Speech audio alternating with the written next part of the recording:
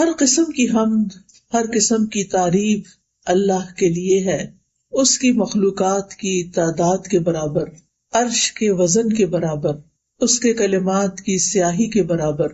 ہر قسم کی حمد اللہ کے لیے ہے جس نے تقدیریں مقرر کی، ہر چیز کی زندگی کی مدت کو لکھا، رات کو دن پر لپیٹا۔ ہر قسم کی حمد اللہ کے لیے ہے، اس کے احسانات پر اور اس کی وسیع نعمتوں پر ہم اس کی حمد بیان کرتے ہیں اور اس کا شکر ادا کرتے ہیں، اور ہر قسم کے گناہوں سے اس سے بخشش طلب کرتے ہیں۔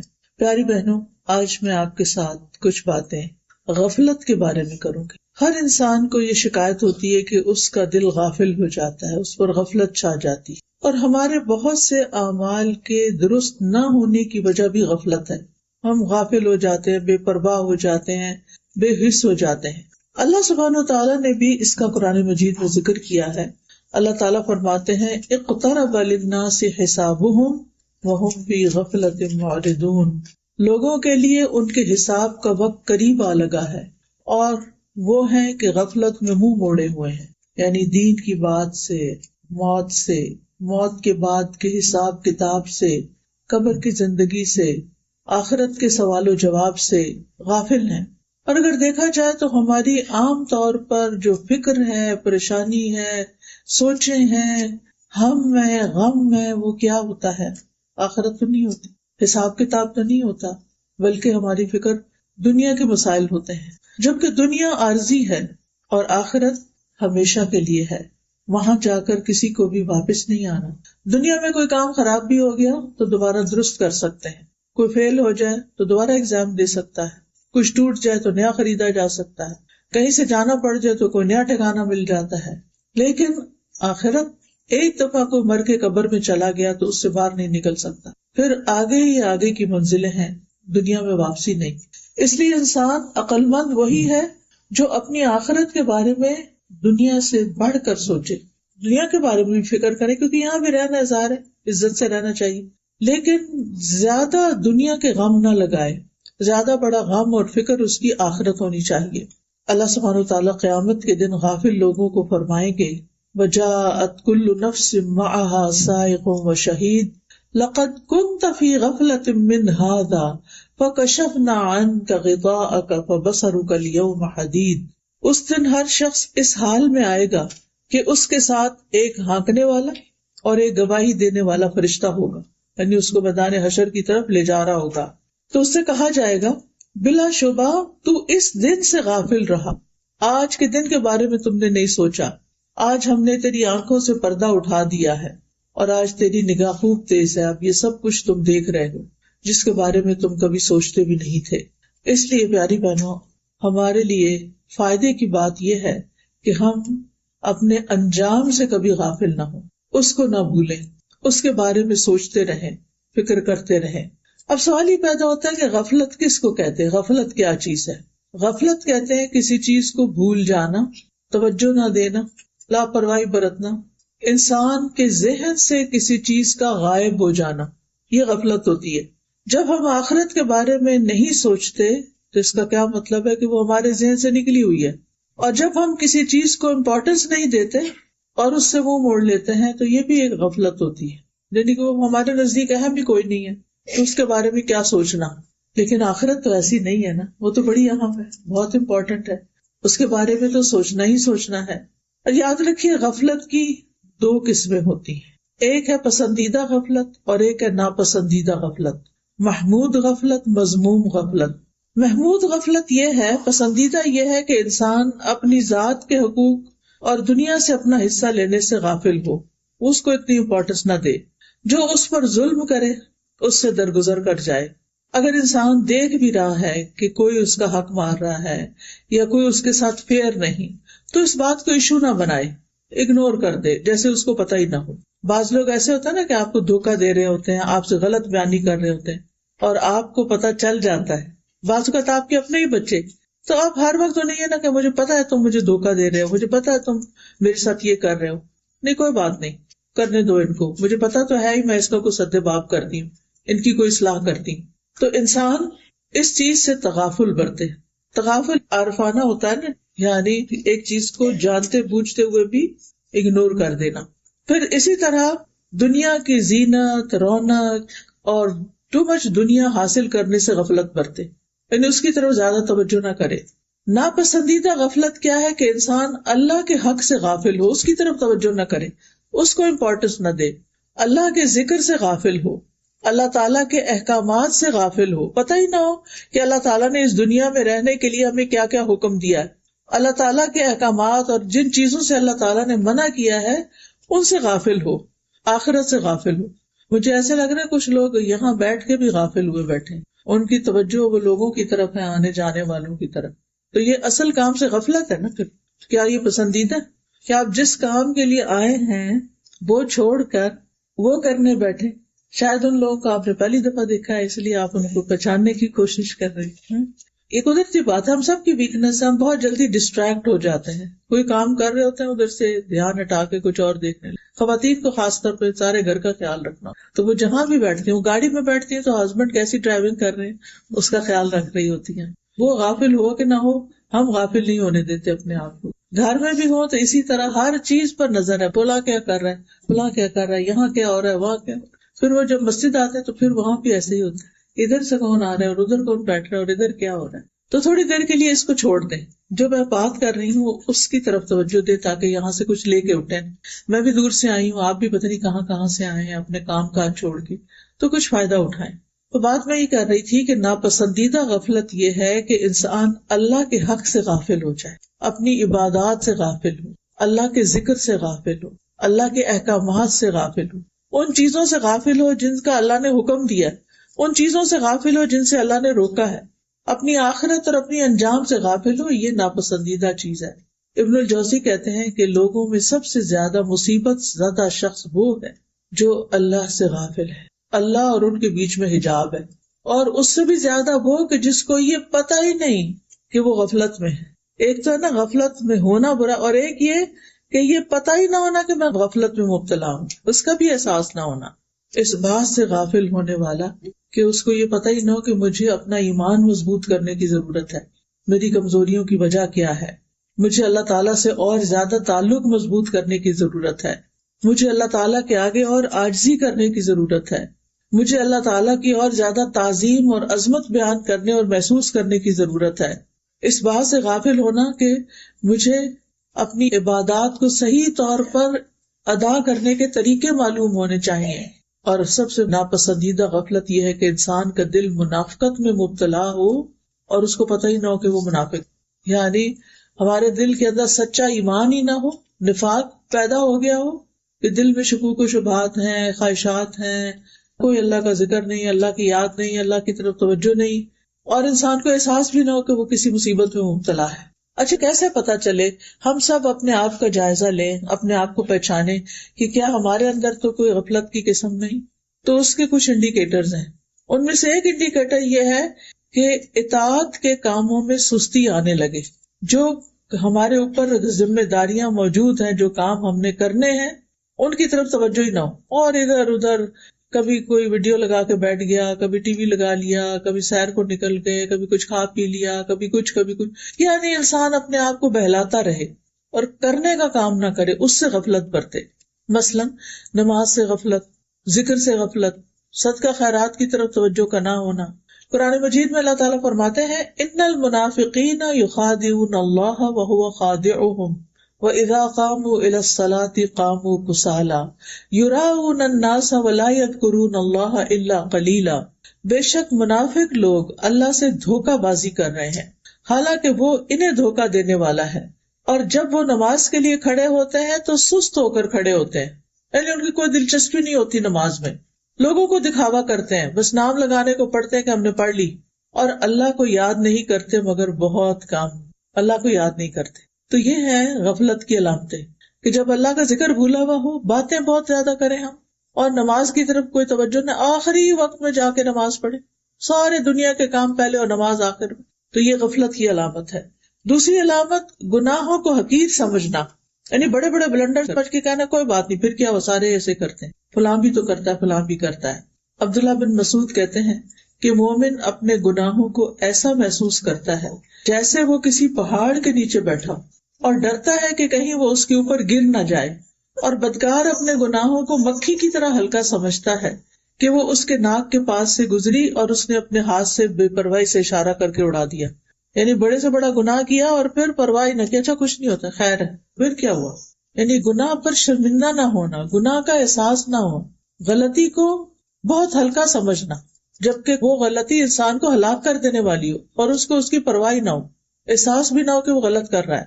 پھر غفلت کی ایک اور علامت ہوتی ہے وقت کو غیر مفید کاموں میں گزارنا، جن کاموں کا نہ دین میں فائدہ نہ دنیا میں فائدہ، فضول کے کام. ابن مسعود کہتے ہیں میں اس بندے کو پسند نہیں کرتا جسے میں بالکل فارغ دیکھتا ہوں، کہ نہ ہی وہ دنیا کے کسی کام میں مشغول ہوتا نہ آخرت کے کسی کام میں، نہ کوئی دنیا کا کام کرتا ہے اور نہ ہی دین کا کوئی کام کرتا ہے، نہ اس کو دنیا کی فکر ہے، پرواہ ہے، اور نہ ہی آخرت کی. آج کل آپ دیکھیں کہ یوتھ کا کیا حال ہے. جو بچے تو ماشاءاللہ پڑھ رہے ہیں سو پڑھ رہے ہیں، اپنے لیے کم از کم دنیا بنا رہے ہیں، لیکن کچھ بچوں کا حال ایسے معلوم ہوتا ہے کہ انہیں نہ دنیا کی فکر ہے نہ آخرت کی فکر. اللہ تعالیٰ اس سے بچا کے رکھے، کیونکہ یہ خطرے کی علامت ہے، ریڈ فلیگ ہے. وہ کہتے ہیں کہ آخری زمانے میں کچھ ایسے لوگ آئیں گے کہ ان کے افضل اعمال یہ ہوں گے کہ آپس میں ایک دوسرے کو ملامت کرنا، آپس کا لڑائی جھگڑا.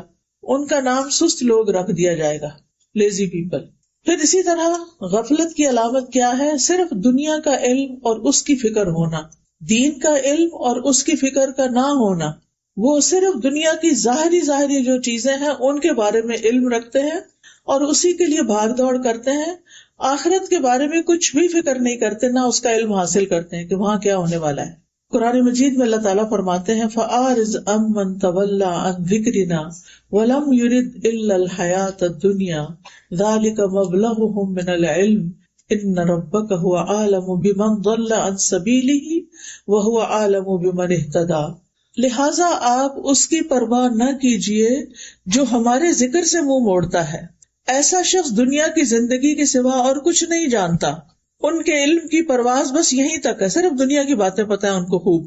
بلا شبہ تیرا رب خوب جانتا ہے کہ کون اس کے راستے سے گم ہو گئے ہیں اور کون ٹھیک راستے پہ چل رہا ہے. اور یہ ہمیں انسانوں کو پروو نہیں کرنا ہوتا، بلکہ اللہ تعالیٰ کے سامنے سچا ہونا ہے، انسانوں کو دکھانے کے لیے نہیں بلکہ اللہ کے سامنے کہ کون ٹھیک راستے پر ہے اور کون بھٹکا ہوا ہے. اب سوال ہی پیدا ہوتا ہے کہ غفلت کا سبب کیا ہوتا ہے، کیوں انسان غافل ہو جاتا ہے؟ آپ میں سے کوئی بتائے گا کیا چیز غفلت پیدا کرتی ہے؟ علم کی کمی اور دنیا کی محبت، دین سے دوری، دین کی مجلسوں سے دوری، تکبر، نفسانی خواہشات کی پیروی کرنا، شیطان کے وسوسوں کا شکار ہو جانا. جی ہاں، تو غفلت کا سب سے بڑا سبب دنیا پرستی ہے، دنیا کی محبت.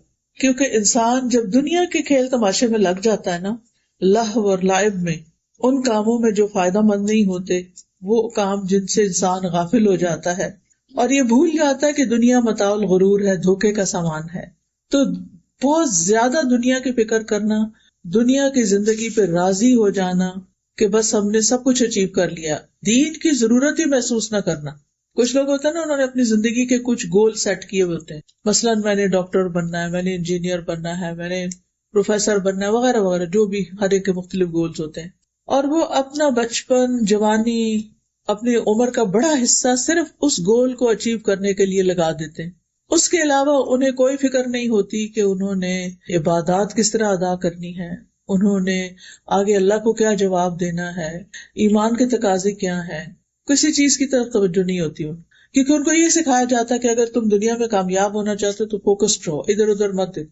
وہ دین کے علم کو یا دین کی بات کرنے کو بھی ڈسٹریکشن سمجھتے ہیں، حالانکہ ایسا نہیں ہے. دین کا علم تو ہمارے لیے کھانے پینے کی طرح ضروری ہے، تاکہ ہمارے ایمان کے درخت کو پانی ملتا رہے، غذا ملتی رہے اور روز ہی مضبوط ہوتا رہے، تاکہ پھل پھول لا سکے اور کبھی نہ مرجھائے، کبھی ہم اس راستے سے نہ ہٹیں. تو آپ دیکھیے کہ کچھ لوگ دنیا میں کسی خاص مقام تک پہنچنے کو اپنے لیے سکسیس کا، کامیابی کا ایک انڈیکیٹر سمجھتے کہ یہاں تک پہنچ گئے تو ہم سمجھے کامیاب ہو گئے، لیکن آخرت کو بھولے ہوئے ہوتے ہیں. نہیں پتا کہ اس سے پہلے آگے جانا پڑ جائے. اور پھر وہ یہ نہیں کہ صرف دنیا ان کا فوکس ہوتی ہے، بلکہ دنیا کی لالچ اور ہرس ان کے اندر کوٹ کوٹ کے بھری ہوتی ہے. یہ چیز انسان کو اور غافل کر دیتی ہے. رسول اللہ صلی اللہ علیہ وسلم نے فرمایا اللہ کی قسم میں تمہارے فقر سے نہیں ڈرتا کہ تم فقیر ہو جاؤ گے یا تمہارے پاس کچھ نہیں ہوگا تو تمہارا کیا بنے گا، لیکن میں اس بات سے ڈرتا ہوں کہ دنیا تم پر کشادہ کر دی جائے، تمہیں بہت کچھ مل جائے گا، اچھے گھر، اچھا لباس، اچھا کھانا، بہت کچھ نعمتیں مل جائیں گی، جس طرح تم سے پہلے لوگوں پر دنیا کشادہ کی گئی تھی تو تم ایک دوسرے سے آگے بڑھنے لگو گے، مقابلے بازی شروع ہو جائے گی جس طرح وہ ایک دوسرے سے آگے بڑھنے لگے، اور وہ تمہیں غافل کر دے گی جس طرح ان لوگوں کو غافل کر دیا تھا۔ یعنی جب انسان دنیا کے معاملات میں دوسروں سے مقابلہ کرنے لگتا ہے کہ فلاں کا گھر ایسا ہے تو مجھے اس سے بھی اچھا گھر لینا، فلاں کی گاڑی ایسے ہے تو مجھے اس سے بھی اچھی گاڑی لینی، فلاں کے پاس یہ ڈگری ہے تو مجھے اس سے بھی آگے نکلنا ہے، تو پھر کیا ہوتا ہے کہ انسان اس کی لالچ میں ایسا کھب جاتا ہے کہ پھر آگے کسی اور چیز کے بارے میں سوچنے کا اس کے پاس وقت نہیں ہوتا۔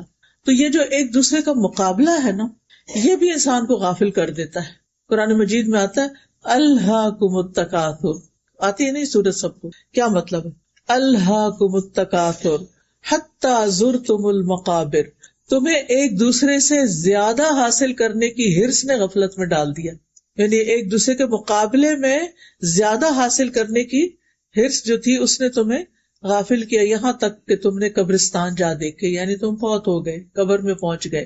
پھر اسی طرح لمبی آرزویں، میں بڑی ہوں گی نا، پھر میں حج کروں گی، تو پھر میں توبہ کر لوں گی، تو پھر میں اچھے اچھے کام کر لوں گی، تو یہ چیز بھی انسان کو غفلت میں ڈالے رکھتی۔ انسان کے اندر ایک قدرتی سا خیال آتا ہے کہ ہائے مرنا ہے، کوئی تیاری کر لے، پھر انسان کہتا ہے ابھی بڑا وقت ہے، ابھی تو میری نانی بھی اتنے سال کی، 80 سال کی تو وہ تھی، اور دادی 90 سال کی فوت ہوئی، تو میں نے ابھی کہاں فوت ہونا، میں بھی تو ان کی اولاد ہوں۔ اس طرح کی بہت سی باتیں سوچ کے انسان اس کو ٹال دیتا ہے، اچھا بعد میں کریں گے، یہ ابھی تو مجھے تو بہت امپورٹنٹ کام ہے میرے ساتھ۔ تو لمبی آرزویں جو ہیں یہ بھی انسان کو غافل کر دیتی ہیں۔ پھر اسی طرح دل کا دنیا کی محبت میں، انسانوں کی محبت میں مشغول ہو جانا۔ ابن قیم کہتے ہیں کہ سینے کی تنگی کے بڑے اسباب میں سے ایک سبب اللہ سے منہ موڑنا یعنی غافل ہونا، اور اللہ کے سوا دل کا کسی اور سے وابستہ ہو جانا، ذکر سے غافل ہو جانا، اور اللہ کے سوا کسی اور سے شدید محبت کرنا۔ اللہ کا حق ہے کہ سب سے شدید محبت اس سے کی جائے، لیکن اگر اللہ کو چھوڑ کر کسی اور کو دل میں بسا لیا جائے اور ہر وقت اسی کے بارے میں سوچ رہے ہیں، اسی کے بارے میں پریشان ہیں، اسی کا سوچ کے خوش ہو رہے ہیں، ساری زندگی کا سینٹر آف لائف وہی بن گیا، چاہے وہ ہسبینڈ ہے، چاہے وہ بچے ہیں، چاہے وہ کوئی اور انسان ہے، تو یہ نہیں ہونا چاہیے۔ اور اگر کسی کے ساتھ ایسا جنون ہے بھی تو اس کو دعائیں کر کر کے، اپنا ماحول تبدیل کر کے اس گھوم پھیر سے باہر نکلنا چاہیے تاکہ انسان اللہ کا بندہ بن کے جیے۔ پھر اسی طرح آپ دیکھیے کہ غفلت کا ایک بڑا سبب قرآن سے روگردانی، قرآن کا نہ پڑھنا، نہ سمجھنا، کیونکہ قرآن ہی تو ہمیں بتاتا ہے کہ ہمارے ساتھ آئندہ کیا ہونے والا ہے، اور اگر انسان قرآن ہی نہیں پڑھتا تو پھر اس کو کیا چیز جگائے گی۔ پھر اسی طرح ذکر کی مجلسوں سے دوری، مسجد نہیں جانا، حلقہ میں نہیں جانا، کلاس میں نہیں جانا، تو غفلت بڑھتی چلی جائے گی۔ جو ہی آپ مجلس میں جائیں گے، جیسے آج یہاں آئے ہیں، کوئی باتیں سنیں گے یا جمعے کا خطبہ سنیں گے تو کیا ہوگا، بھولی ہوئی باتیں یاد آ جائیں گی۔ ہمیں پتہ ہوتی ہے جو میں آپ کو باتیں بتا رہی ہوں کوئی نئی تھوڑی ہے، صرف ایک یاد دہانی ہے نا، کیونکہ اللہ تعالیٰ کا حکم ہے فذکر فإن الذکریٰ تنفع المؤمنین، آپ نصیحت کیجیے، یاد دہانی کرائیے، کیونکہ یاد دہانی مومنوں کو فائدہ دیتی ہے۔ یعنی بھولا ہوا سبق یاد ہے تو اوہ اچھا یہ تو میں کیا کرتی تھی پہلے، اب میں کیوں چھوڑ بیٹھی، اور انسان پھر تھوڑا اوپر والی سیڑھی پہ چڑھ جاتا ہے۔ تو مجالس ذکر کی بجائے، مجالس ملائکہ کی بجائے مجالس لغو اور مجالس غفلت میں شریک ہونا، چاہے وہ ہم اپنے گھر کے اندر ہی وہ مجلس کیوں نہ جمائے ہوئے ہوں، جہاں اللہ کا کوئی ذکر نہ ہو، کوئی بات نہ ہو، صرف دنیا دنیا دنیا۔ پھر گناہوں کی کثرت، یہ بھی انسان کو غافل کر دیتی، دل سیاہ ہو جاتے ہیں۔ پھر خواہشات کی پیروی، پھر روزمرہ کی چیزوں کی طرف زیادہ توجہ کا ہونا۔ کچھ خواتین کا سینٹر آف لائف صرف ان کا گھر ہوتا ہے، اچھی بات ہے گھر میں انسان کو دل لگانا چاہیے، لیکن کسی بھی چیز کی زیادتی جو ہے وہ کیا ہو جاتی ہے، نقصان دہ ہو جاتی ہے۔ کسی بھی چیز کی زیادتی نقصان دہ ہو جاتی ہے۔ آپ گھر کو ضرور لک آفٹر کریں، اپنی کراکری کو گنتے رہا کریں، اپنی چمچ بھی گن گن کے رکھا کریں، اور برتنوں پہ اسکریچ بالکل نہیں آنے دیا کریں، کچن کا فلور بالکل اتنا کہ شکل نظر آئے اس میں، یہ اچھی بات ہے۔ لیکن یہ تو نہیں کہ صفائی ہے اور اس کے اوپر پھر صفائی کرنے کھڑے ہو گئے۔ یعنی آپ دیکھیے ہمارا نفس کی چالیں کیا ہوتی ہیں نا، آپ کو یاد آتا وہ اچھا آج میں نے قرآن نہیں پڑھا دن میں صبح نا، وہ بچے نے بلا لیا اور جلدی سے میں چھوڑ بیٹھی تو اب میں پڑھ لیتی ہوں۔ پھر آپ سوچتے اچھا میں ذرا ایک دفعہ یہ چیزیں کر لوں نا پھر میں پڑھ دوں، اچھا وہ چھوڑ کے کہیں اور گئے کہ اچھا میں یہ کر لوں پھر کرتے ہیں. کیا ہوتا ہے اس دن کا قرآن ہی رہ جاتا ہے. نوافل پڑھنا آپ بھول گئے یا رہ گئے یا کوئی مصروفیت آ گئی، اشراق کے نفل تھے، چاش کے نفل تھے، اب کیا ہے اچھا چلے ظہر کے ساتھ میں سنتوں کے ساتھ نوافل بھی پڑھ لیتی ہوں تاکہ میرا کوٹا تو پورا ہو. کیونکہ آپ کو پتا نہیں کہ جو دن کی 12 سنن ہے رواتب، اس کے بدلے میں جنت میں ایک محل ملتا ہے. تو اگر کم دن پڑھیں گے تو کم ملیں گے، زیادہ پڑھیں گے تو زیادہ ملیں گے. دنیا میں تو ایک گھر پہ راضی نہیں ہوتے، دنیا میں تو زیادہ سے زیادہ چاہیے. آپ کو پتا نہیں جن لوگوں کے پاس پیسے ہوتے ہیں وہ پھر ایک ملک میں تھوڑی گھر بناتے ہیں، وہ رہتے کینیڈا میں ہیں اور گھر اپنے گاؤں میں بناتے ہیں، اپنے شہر میں بناتے ہیں. جا کیا پتا کبھی واپس آنا پڑے اور وہ بند رہ کے پرانے ہو جاتے ہیں. دنیا کا تو ہمیں اتنا فکر ہوتا ہے کہ امکانیات پر بھی ہم اتنا مال لگا دیتے. امکانیات کا مطلب کیا؟ ممکن ہے کہ ہم کبھی آئیں، لیکن آخرت کا گھر یقینی ہے کہ وہاں جائیں گے، اس کی فکر کوئی نہیں. تو آپ دیکھیے کہ یہ غفلت کے اسباب میں سے ایک سبب ہے کہ ضرورت کی دنیا ہونے کے بعد غیر ضروری چیزوں کی طرف بھاگے پھرنا اور ان کے لیے اپنے آپ کو کھپا رکھنا. ہر شخص خود فیصلہ کر سکتا ہے کہ اس کی ضرورت کیا ہے، کتنی ہے، اور اس کے بعد اسے سٹاپ لگا کر کوئی آخرت کے لیے بھی کام کرنا چاہیے. پھر ایک اور چیز جو غفلت میں ڈالتی ہے وہ ہے بری دوستیاں، برے ماحول. دوستوں کا انسان پر بہت انفلوئنس ہوتا ہے. اگر دوست نماز نہیں پڑھتا تو آپ کے لیے پڑھنی مشکل ہو جائے گی. دوست روزے نہیں رکھتے تو آپ کے لیے بھی روزہ رکھنا مشکل ہوگا. لیکن اگر آپ کے دوست محرم کا روزہ رکھ رہے ہیں، کیونکہ محرم روزوں کا مہینہ ہے نا، نبی صلی اللہ علیہ وسلم اس مہینے میں اور دنوں سے زیادہ روزے رکھا کرتے تھے. تو اب آپ دیکھیے کہ اگر آپ کے ماحول میں کوئی رکھ ہی نہیں رہا تو کسی کو خیال آئے گا میں رکھ لوں، اللہ یہ کہ اس نے کوئی پمفلٹ پڑھ لیا، کوئی حدیث کسی نے بھیج دی ہو تو وہ بھی. اگر سارا گھر ہی نہیں رکھ رہا تو آپ اٹھ کے رکھیں گے. لیکن اگر سارے رکھ رہے ہیں گھر میں تو آپ کو لیٹے ہوئے شرم آئے گی. آپ کہیں گے میں بھی اٹھ جاؤں، اب سب اٹھے ہوئے، آج بچے بھی اٹھے ہوئے تو میں کیوں لیٹی ہوں. دیکھ کے خیال آ جاتا ہے نا. آپ کے ہسبینڈ تہجد پڑھ رہے ہیں تو یہ ہو نہیں سکتا کہ وہی پڑھتے رہے، ایک دن آپ بھی اٹھ جائیں گی. یا آپ پڑھ رہی ہیں روز تو ایک دن وہ بھی اٹھ جائیں گے. اللہ کرے انشاءاللہ. یہ بھی دعا آمین کہیں، کیونکہ انسان اپنے ماحول سے بہت اثر لیتا ہے. مانی ہوئی بات. آج کل گرمی ہو رہی ہے، باہر نکلتے گرمی لگتی ہے کہ نہیں؟ آپ کے نہیں، مجھے نہیں لگتی. بے شک ماحول جو مرضی ہو، کیسے ہو سکتا؟ سردی ہو تو لگتی ہے نا. ایسے ہی جہاں جس مجلس میں اچھی وائبز ہوں، ایمان کی باتیں ہوں تو وہاں ایمان بڑھتا ہے نا. اور جہاں غفلت کی باتیں ہوں، صرف کھانے پینے، صرف کپڑوں کی، صرف گاڑیوں کی. آپ دیکھیں کہ عام طور پہ مرد حضرات کی گفتگو ایک خاص موضوعات ہوتے ہیں. پراپرٹیز پہ بات کرنا، پالیٹکس پہ بات کرنا، بزنس پہ بات کرنا. تو ساری اول سے آخر مجلس انہی باتوں پر کر کے بس بات ختم ہو جائے گی. خواتین کے اپنے دلچسپ موضوعات ہوتے ہیں، ریسیپیز پہ بات کرنا، کپڑوں کے برانڈز پہ بات کرنا، بچوں پہ بات کرنا، ساس سسر کی شکایت کرنا، اس کی غیبت اس کی غیبت، موسم کی شکایت. جی ہاں، کیونکہ بات کرنے کے لیے کوئی تو موضوع چاہیے نا. یہ تھوڑی ہم کسی سے پوچھ سکتے ہیں اچھا آج بتاؤ تم نے کتنا سبق پڑھا، قرآن کتنا پڑھا، آج کا دن کیسا تمہارا گزرا، تم اپنا ایمان کیسے محسوس کرتے. صحابہ کی باتیں کیا ہوتی تھی؟ آؤ بیٹھو ایمان لے آئیں. وہ ان کا مطلب کیا ہوتا تھا؟ آؤ بیٹھ کے مل کے اللہ کی باتیں کریں. لیکن ہم اللہ کی باتیں کر کے بھی نا، یقین کیجئے کہ یہ اب مجلس برخاست ہوگی، کیا مجال کہ کوئی گاڑی میں بیٹھ کے بھی دہرائے سبق کو کہ کیا سیکھ کے آئے. جو لوگ کلاسز بھی لیتے ہیں میں بہت غور سے نوٹ کرتی ہوں، کیونکہ عرصے سے میں یہ چیز پڑھا رہی ہوں نا. کلاس ختم ہوتی ہے تو ایسے لگتا ہے کہ کسی نے قید کا بندھن کھول دیا. اتنی دیر پتہ نہیں کیسے چپ رہے، اتنی باتیں اور اتنا شور اور اتنا ہنگامہ. اور باتیں کیا ہو رہی ہوتی؟ وہ تھوڑی ہو رہی ہوتی ہے کہ جو ہم نے ابھی سیکھا تھا وہ کیا تھا، کیونکہ وہ دل پہ تو گئی نہیں ہوتی، تو ایک کان سے ٹکرا کے دوسرے سے نکل جاتی ہیں. صحابہ کیا کرتے تھے پتہ ہے آپ کو؟ نبی صلی اللہ علیہ وسلم جب مجلس سے اٹھ کر جاتے تھے تو وہ دنیا کی باتیں، کھیتوں کی اور بزنس کی نہیں کرتے تھے. وہ ان ساری باتوں کو پھر سے دہراتے تھے جو آپ نے انہیں اس ٹائم سکھائی ہوتی تھی، اور ان کو پکا کر لیتے تھے، وہیں گرہ باندھ لیتے تھے. اس کو مذاکرہ کہتے ہیں، ڈسکشن. پھر ایک دوسرے کو سناتے تھے کہ میں نے صحیح سنا تھا، تم میرا چیک کرو. ایک دوسرے کو پوچھتے تھے میں نے یہ بات سنی تھی کیا ایسے ہی تھی؟ کیونکہ بہت دفعہ ہم آدھی بات سنتے ہیں، آدھی کہیں اور دھیان پھر واپس آتے ہیں تو وہ خود سے خود کوئی نقطے جوڑ لیتے ہیں، جبکہ وہ بات ویسے ہوئی نہیں ہوتی. اسی لیے بعض لوگ بعض اسپیکر سے غلط باتیں منسوب کر رہے ہوتے ہیں کیونکہ انہوں نے خود ہی نہیں مقصد سمجھا ہوتا. تو اس سے بھی بچنے کی ضرورت ہے. بہرحال کہنے کا مطلب یہ ہے کہ انسان پر برا ماحول، بری دوستی یا غافل، چلو برا نہ بھی صحیح، میں نہیں کہتی بزنس میں بات کرنا برا ہے، یا پراپرٹی پہ بات کرنا پڑے، برا نہیں، لیکن غیر ضروری اس طرح کی باتیں نہ لینا نہ دینا، نہ خریدنا نہ بیچنا، فلاں کا بزنس اچھا جا رہا، فلاں کا ڈاؤن ہو گیا، فلاں یعنی اتنی باتیں کرنا کہ اس میں سے نتیجہ کچھ بھی نہیں. جیسے ہماری امی کہا کرتی تھی کہ پانی میں مدھانی چلانا، اگر آپ دہی میں مدھانی چلائیں گے تو کیا نکلے گا؟ مکھن نکلے گا. اور اگر پانی کا ڈولا بھر کے بیٹھ جائیں اور چلاتے رہے ساری رات بھی، کیا نکلے گا؟ کچھ بھی نہیں. اب تو خیر مدھانی والی بات نہیں تھی، اب تو الیکٹرک کی دنیا ہے، اور آپ بہرحال بلینڈر میں پانی ڈال کے سمودی کی خواہش رکھنا ایک دور کی خواہش ہے نا. تو بیٹھنا ایسے ماحول میں باتیں دنیا کی کرنا اور کہنا ایمان بڑھ جائے گا، ایسے نہیں ہوتا. میں یہ بھی نہیں کہتی کہ آپ ہر وقت بس ایمان کی بات کریں، لیکن وہ مجلس انسان کے خلاف حجت بنے گی جہاں اللہ کی کوئی بات ہی نہ ہو، جس گھر میں اللہ کا کوئی ذکر ہی نہیں ہوتا، جس گھر میں کوئی دین کی بات ہی نہیں ہوتی. اس کا مطلب نہیں کہ آپ ہر وقت گھر والوں کو پریشان کریں اور کہ میں نے آج یہ سبق پڑھا ہے، سنو میری بات سنو، نہیں، لیکن اچھے خوشگوار انداز میں آپ تجسس کریٹ کر کے، تمہیں پتا ہے آج میں کیا سن کر آئی ہوں، فلاں چیز کے بارے میں نے کیا سنا، میں نے یہ سنا ہے، میں نے یہ پڑھا ہے، میں نے یہ دیکھا ہے. یہ ساری چیزیں ہم روزمرہ کر رہے ہوتے ہیں، لیکن ہم اپنے بچوں سے بھی کوئی علم کی بات نہیں کرتے، کوئی سنجیدہ ڈسکشن نہیں کرتے، کوئی کام کی بات نہیں کرتے.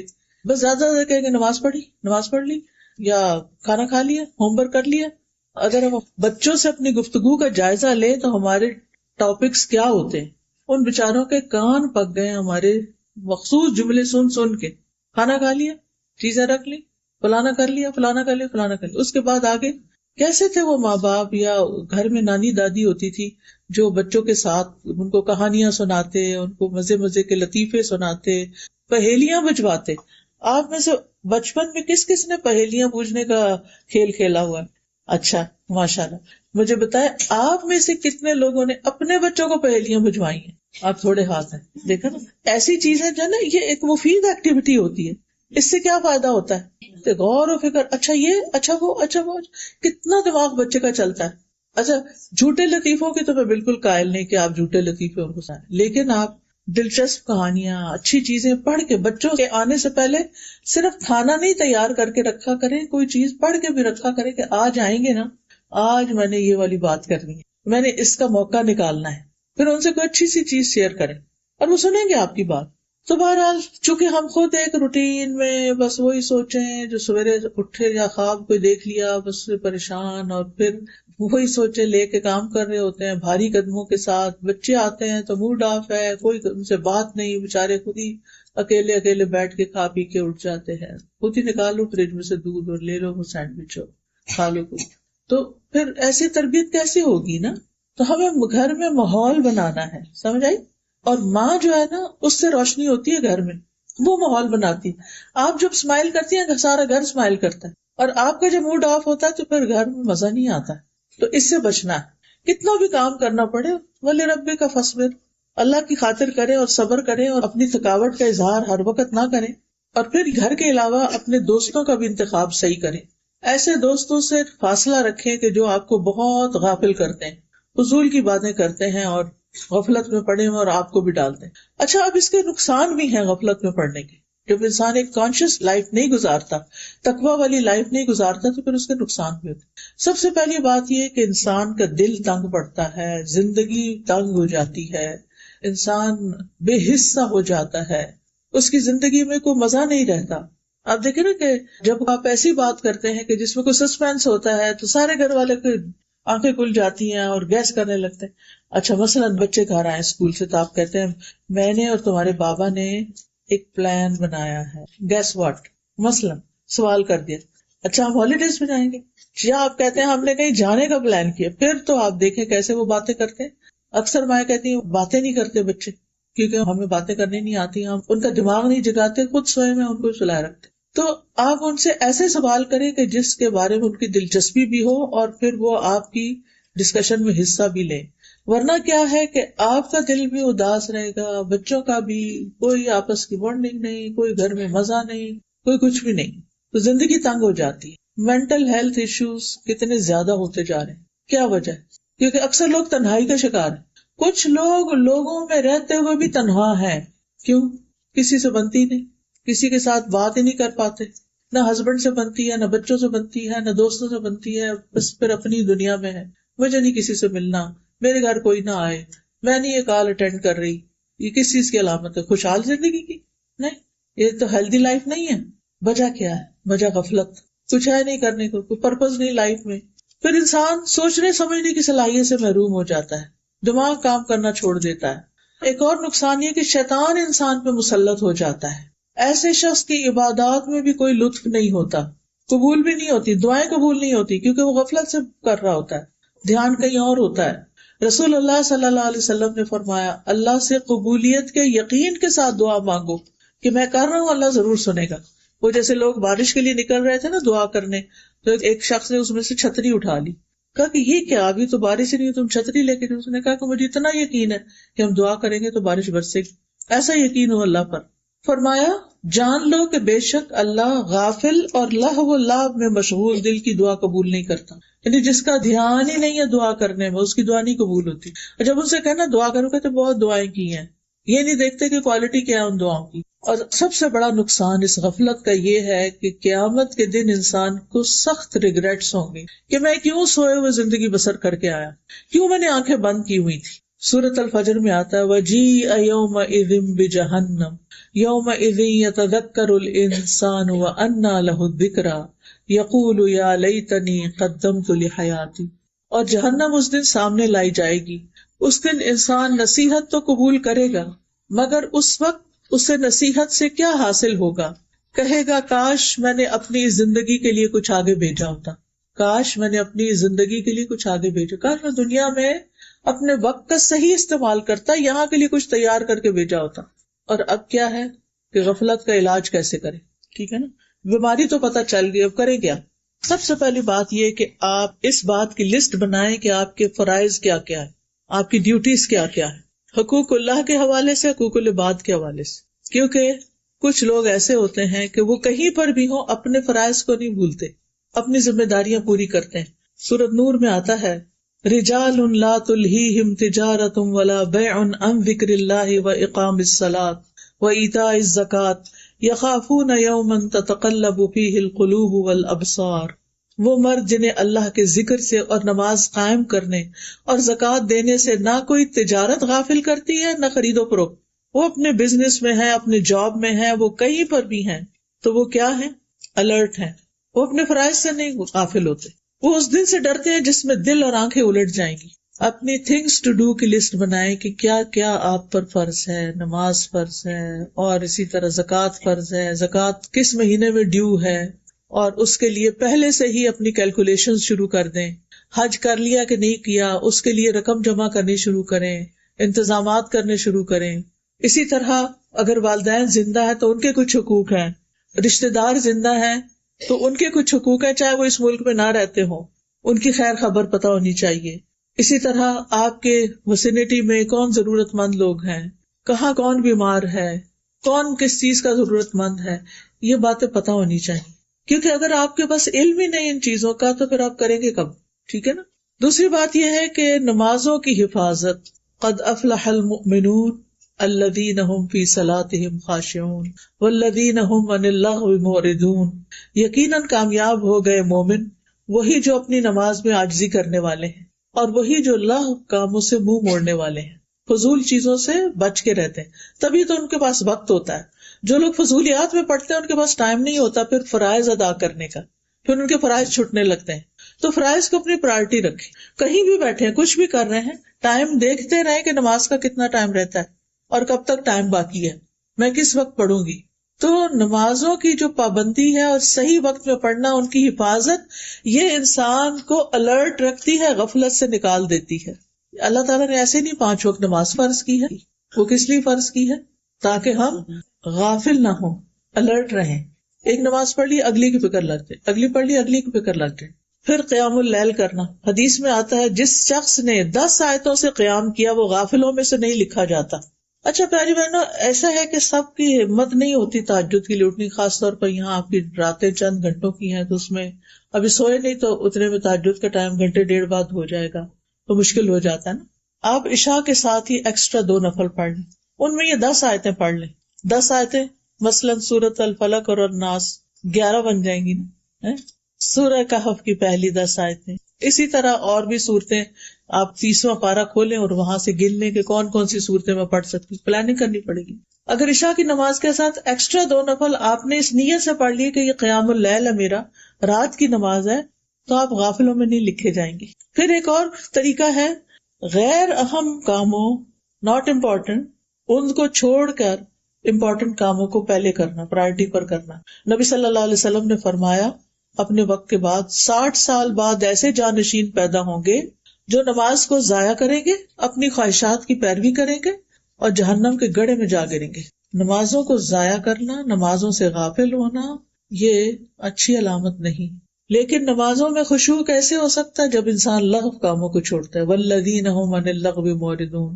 اور اگر لغو، فضول، بیکار چیزوں سے گزر ہو بھی تو مروا کراما، باعزت طریقے سے گزر جاتے، ان کے اندر الجھتے نہیں ہیں. نبی صلی اللہ علیہ وسلم نے فرمایا من حسن اسلام المرء ترکہ ما لا یعنیہ. انسان کے اسلام کا حسن یہ ہے کہ لا یعنی، فضول، بیکار باتوں میں نہ پڑے. جو باتیں اس کا وہ کچھ کر ہی نہیں سکتا ان چیزوں میں وقت ضائع نہ کرے. رسول اللہ صلی اللہ علیہ وسلم نے فرمایا ایک نماز کے بعد دوسری نماز کے ان دونوں کے درمیان کوئی لغو باتیں نہ ہو، علیین میں اندراج کا باعث ہے. یعنی آپ کا اعمال نامہ علیین میں پہنچے گا، جس کو آپ مرنے کے بعد جب آپ کی روح علیین میں پہنچے گی تو وہ دیکھ لیں گے آپ. لیکن 2 نمازوں کے بیچ میں کیا نہیں کرنا؟ لغو. ایک اور چیز یہ کہ ایسی چیزیں جس کے بعد آپ کو پتا چلتا کہ آپ کا دل بجھ گیا ہے، غافل ہو گئے، پھر اس چیز کو چھوڑ کہ میں نہیں آئندہ وہاں نہیں جاؤں گی، فلانا کام نہیں کروں گی کیونکہ میرے دل کی حالت اچھی نہیں رہی. واپس اپنے آپ کو اوپر چڑھائیں، سیڑھی جس سے اترے ہیں، اپنا ایمان بڑھائیں اور آئندہ ایسی جگہوں سے پرہیز کریں. ٹھیک ہے نا. ابن قیم نے اپنی کتاب الداء والدواء، دوائے شافی، آپ میں سے کسی نے اس کتاب کا نام سنا؟ دوائے شافی کس نے؟ ایک ہاتھ کھڑا، 2 3 4، چلے الحمدللہ آپ نے کورس لیا ہوا. بہت ہی اچھی کتاب ہے امام ابن القیم کی، جن کا میں یہاں ریفرنس دے رہی ہوں. پڑھنے والی کتاب ہے، لیکن چونکہ اردو مشکل ہے تو میں نے اس کو پڑھا دیا تھا تاکہ آسانی ہو جائے. اگر پڑھ نہیں سکتے تو سن ہی لیں. ابن قیم کہتے ہیں کہ جو آدمی آپ سے یہ سوال کرے کہ میں کھیلوں کے مقابلے اٹینڈ کرنا چاہتا ہوں، یہ دیکھنا چاہتا ہوں، اس کا کیا نقصان ہے؟ تو کہنے لگے کہ تم جن چیزوں کی حفاظت کرنے کا اہتمام کرتے ہو ان میں سب سے قیمتی چیز وقت ہے، لیکن میں سمجھتا ہوں کہ تمہارے نزدیک وہ بڑا آسان ہے وقت ضائع کر دینا. وقت واقعی سب سے قیمتی ہے، سونے چاندی سے زیادہ قیمتی ہے وقت. اور آج کل آپ دیکھیں لوگوں کے پاس وقت ہی نہیں دے پاتے. ماں باپ کے لیے وقت نہیں اور کس کے لیے ہوگا؟ ایک فون کال تو اس کے لیے بھی مشکل ہوتی ہے. چلے فون کال تو نہیں، جو دنیا سے جا چکے ہیں ان کو دعا تو کر سکتے ہیں، لیکن ہم میں سے کتنے لوگ ہیں جو توجہ سے ان کے لیے دعا بھی کرتے ہیں؟ الحمدللہ، شکر ہے کہ کچھ لوگوں نے ہاتھ کھڑے کیے ہیں. الحمدللہ. یہ ماں باپ کو وقت دینا ہے. زندگی میں ہو تو ملاقات کریں، کال کریں. ہر روز تو یہاں سے نہیں جا سکتے ان کے پاس، لیکن ان کے ساتھ ویڈیو کال کر کے بات کر لیں، ان کا دل خوش کر دیں. وہ کتنی دعائیں دیں گے آپ. جب آپ کا خیال آئے گا وہ کہیں گے کہ کتنی اچھی ہے میری بیٹی، میرا دل خوش کر دی. ماں باپ کو آپ کا مال نہیں چاہیے ہوتا، ماں باپ کو آپ کی اور چیزوں سے نہیں دلچسپ، ماں باپ کو آپ کی توجہ اور محبت اور دعا اور پیار اور وہ چیزیں چاہیے ہوتی. زندہ ہو تو گفٹ بھی دیں ان کو، اور اگر دنیا سے چلے گئے ہیں تو ان کی طرف سے صدقہ بھی کیا کریں. اور جب اپنا کرتے ہیں نا ساتھ ان کا بھی صدقہ کرتے ہیں ان کی طرف سے، یعنی بعض کو تو خاص ان کی طرف سے، لیکن جب بھی آپ کریں ایک نیت کر لیں، یا اللہ جو بھی میں صدقہ کرتی ہوں اس میں میرے ماں باپ کو ثواب شامل رکھ. تو یہ ان کا حق ہے نا. ٹھیک ہے نا. اگر آپ ان کے لیے اداس نہیں ہوتے کیونکہ آپ اپنے بچوں میں ہیں تو وہ تو آپ کے لیے اداس ہوتے ہیں. یعنی یہ بھی اتنی عجیب بات ہے نا. ماں باپ اپنے بچوں میں ان کا دل ہوتا ہے اور بچوں کا اپنے بچوں میں دل ہوتا ہے، پیچھے پلٹ کے نہیں دیکھتے ہم. تو جب آپ کا دل اپنے بچوں میں ہو نا تو سوچا کریں کہ میرے ماں باپ کو بھی مجھ میں ایسے ہی ہے. یعنی ہم بازو کا مڈل ایج میں آ جاتے ہیں نا جہاں ہمارے بچے ہوتے ہیں اور ادھر سے ماں باپ بھی زندہ ہوتے ہیں، 2 طرف رشتے اللہ نے قائم رکھے ہوتے ہیں. تو یہ وقت بڑے امتحان کا ہوتا ہے. ایک طرف بچے کھینچتے ہیں، ایک طرف ماں باپ کھینچتے ہیں. تو ہمارا رجحان کس طرف ہوتا ہے؟ بچوں کی طرف. ہونا بھی چاہیے، ان کی ضرورت ہے، چھوٹے ہیں ابھی. لیکن اتنی توجہ اپنے بچوں کو نہ دے کہ ماں باپ ترستے رہ جائیں آپ کی شکل دیکھنے کو، آپ کی آواز سننے کو. اور یہ یاد رکھیں تھوڑے دن کے لیے ہوتے ہیں، ماں باپ ہمیشہ ساتھ نہیں رہتے، پھر چلے جاتے ہیں، پھر ریگریٹس رہ جاتے ہیں. وہ نہیں ہونے چاہیے. جن کے ماں باپ زندہ ہے نا وہ خوب فائدہ اٹھا لیں. تو بہرحال وہ کہتے ہیں کہ تمہارے لیے وقت ضائع کرنا بڑا آسان کام ہے. تم کھیل کے مقابلوں کو دیکھنے میں ایک دن کے 3 گھنٹے گزارتے ہو. کیا ان گھنٹوں میں اللہ کے ذکر میں سے کچھ ہوتا ہے؟ کچھ نہیں، ہرگز نہیں. کیا ان گھنٹوں میں اللہ کی اطاعت میں سے کوئی چیز ہوتی ہے؟ ہرگز نہیں. کیا ان میں اللہ کی عبادات میں سے کچھ ہوتا ہے؟ ہرگز نہیں. اور یہ محض اوقات کو بیکار کرنا ہے. چھٹیوں کا وقت آیا، تمہیں کیا معلوم چھٹیاں کیا ہیں. تو اے اللہ کے بندو، وقت کے ساتھ کیا کرنا چاہیے سوچ کے رکھو. پھر آپ دیکھیے کہ غفلت سے نکلنے کا طریقہ یہ ہے کہ دنیا کی زائد زینت سے زہد اختیار کرنا. جو چیزیں ضرورت کی نہیں خام خام میں نہیں پڑنا. اچھا ہم خواتین کی عادت ہوتی ہے کہ اگر کہیں چلے گئے نا کسی مال میں، کچھ خریدے بغیر ہم لوٹ نہیں سکتے. اگر ضرورت نہیں بھی نا تو ہم کہیں گے کیا پتا کبھی کام آ جائے. یہ ہمارا جملہ ہوتا ہے، کیا پتا کبھی کام آ جائے تو لے کے رکھ لو، لے کے رکھ لو. تسلی، دل کو تسلی ہوتی. تو آپ دیکھیے کہ اس میں وقت کا بھی ضیاع ہوتا ہے، مال کا بھی ہوتا ہے اور جگہ کا بھی، اور پھر ایویں کہویں کسی کو بس ہم سر سے اتارتے ہیں. تو یہ چیز ٹھیک نہیں. جو چیزیں ابھی ضرورت نہیں نا تو یہ سوچ کے کہ مہنگی ہو جائیں گی پھر پتہ نہیں ملے گی کہ نہیں، گھر نہ بھریں. کیونکہ ٹو مینی تھنگس جو ہوتی ہیں وہ بندے کو کچھ کرنے نہیں دیتی، پھر انہیں کا غلام بن کے رہ جاتا ہے بندہ. تو گھر کو ڈی کلٹر کریں، ڈی جنک کریں، نکال دیں چیزیں فالتو جو آپ کا خام خواہ کا وقت لے رہی ہیں. پھر آپ دیکھیے غفلت سے نکلنے کے لیے نیک مجالس کا، نیک لوگوں کا ساتھ. نبی صلی اللہ علیہ وسلم کو اللہ تعالیٰ نے حکم دیا تھا وَاصْبِرْ نَفْسَكَ مَعَ الَّذِينَ يَدْعُونَ رَبَّهُمْ بِالْغَدَاةِ وَالْعَشِيِّ يُرِيدُونَ وَجْهَهُ. اور آپ اپنے آپ کو ان لوگوں کے ساتھ روکے رکھیں جو اپنے رب کو پہلے اور پچھلے پہر پکارتے ہیں، صبح شام کے اذکار کی پابندی کرنے والے اس کا چہرہ چاہتے ہیں. اور تمہاری آنکھیں ان سے آگے نہ بڑھیں، ان کو نہیں چھوڑنا، اللہ والوں کو نہیں چھوڑنا کہ تم دنیا کی زندگی کی زینت چاہتے ہو. اور اس شخص کا کہنا مت مانو جس کے دل کو ہم نے اپنی یاد سے غافل کر دیا اور وہ اپنی خواہش کے پیچھے چلا اور اس کا کام ہمیشہ حد سے بڑا ہوا ہے. ایسے لوگوں کی مجلس میں نہ بیٹھو، ان لوگوں کے ساتھ بیٹھو کہ جو اپنے رب کو پکارتے ہیں، یاد رکھتے ہیں. پھر موت کو یاد کرتے رہنا، یہ بھی غفلت سے نکالتا ہے. اور نماز میں موت کو یاد کرنا، کیونکہ اس سے نماز اچھی ہو جاتی ہے. پھر یہ سوچنا کہ شاید یہ آخری نماز ہو. پھر یہ کہ آخرت کو اپنا مقصد بنانا، وقت کی قدر کرتے ہوئے خیر کے کام کرنا، اچھے اچھے کام، صدقہ جاریہ کے کام کرنا. یعنی ایک تو روزمرہ کی عبادات ہے نا، ایک اپنے کل کے لیے کہ مرنے کے بعد ہمارا اعمال نامہ تو بند ہو جانا ہے، بعد میں کیا چیز کام آئے گی اس کے اوپر ورک کرنا. رسول اللہ صلی اللہ علیہ وسلم نے فرمایا مومن کو اپنی وفات کے بعد جو اس کے عمل اور اس کی اچھائیاں پہنچتی ہیں ان میں سے یہ بھی ہے جس علم کی اس نے تعلیم دی اور اسے پھیلایا. ایک تو ہے تعلیم دینا، باقاعدہ پڑھانا، اور ایک ہے پھیلانا. پھیلانے میں آپ کیا کر سکتے ہیں؟ اچھی کتابیں، اچھے کارڈز، اچھی چیزیں، اچھے میسیجز وہ دوسروں تک پہنچائیں. یہ ابھی ہم آپ کے لیے کچھ کارڈز لے کر آئے ہیں.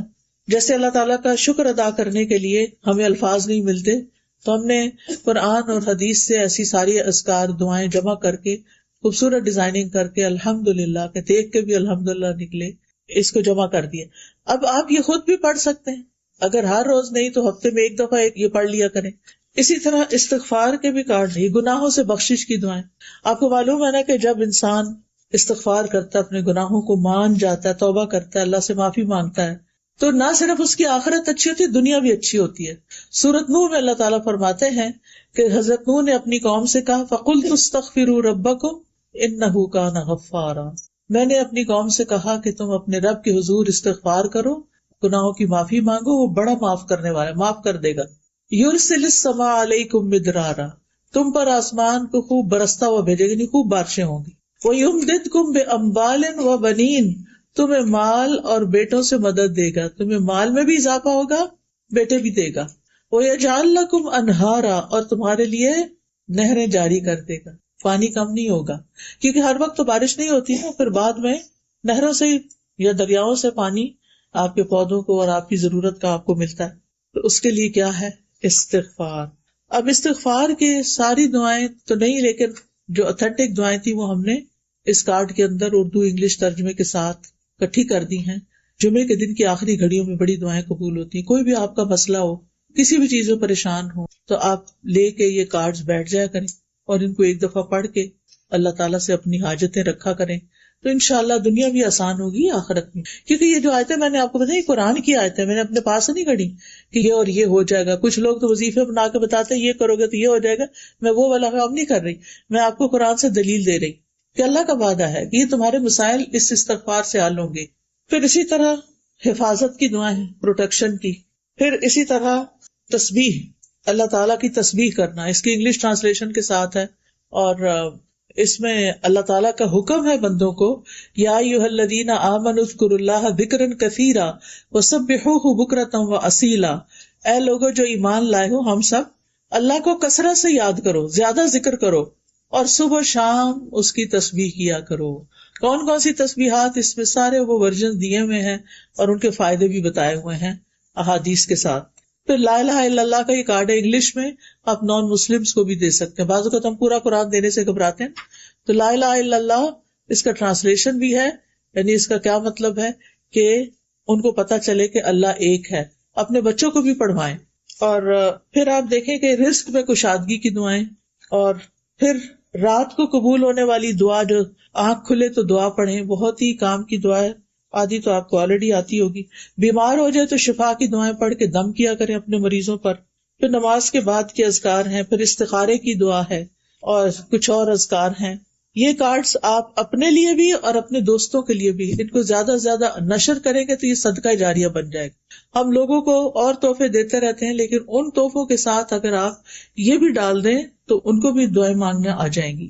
نیک اولاد جو پیچھے چھوڑی، یہ بھی صدقہ جاریہ. اپنی اولاد کو نیک بنا کے جائیں، نمازی بنا کے جائیں، تاکہ کیا کریں. بعض لوگ کہتے ہیں نا کہ بعض اوقات ہمیں بھی ہوتا ہے کہ جلدی میں ہوتے ہیں، والدین کی دعا یاد نہیں رکھتے. میں سمجھتی ہوں جو بچہ نمازی ہے نا وہ تو لا محالہ دعا کرتا ہے والدین کے لیے. کہاں رب اجعلنی مقیم الصلاۃ ومن ذریتی ربنا اغفر لی ولوالدی. ہر نماز میں والدین کی بخشش کی دعا ہو رہی. یہ الگ بات ہے کہ ہم سوچ کے نہیں پڑھتے، ترجمہ نہیں آتا، تو اولاد کو کچھ دعائیں بھی یاد کرائیں، کچھ نماز عادی بنائیں، تاکہ آپ کی دنیا سے جانے کے بعد جانا تو ہے نا. کچھ لوگوں کو یہ بات پسند نہیں آتی کہ دنیا سے جانے کی بات کیجیے، لیکن یہ سب سے بڑی حقیقت ہے جس میں کوئی شک ہی نہیں. تو اس میں وہ ہمارے بعد ہمارے لیے دعائیں کر کے ہمارے اعمال نامے میں اضافہ کریں.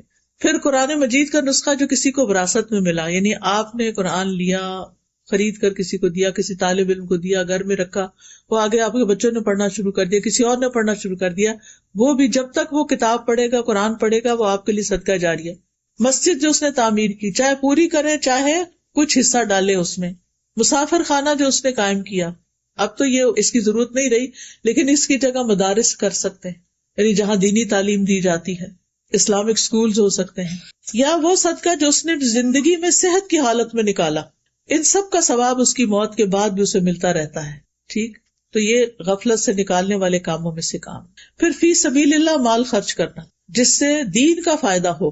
اللہ کی راہ میں کسی خیمے کا سایہ مہیا کرنا، اللہ کی راہ میں کوئی خادم ہبہ کر دینا، اللہ کی راہ میں کسی نر جانور پر کسی کو سوار کرنا، یعنی اپنی گاڑی میں کسی کو بٹھا کے مسجد لے جانا، درس پر لے جانا.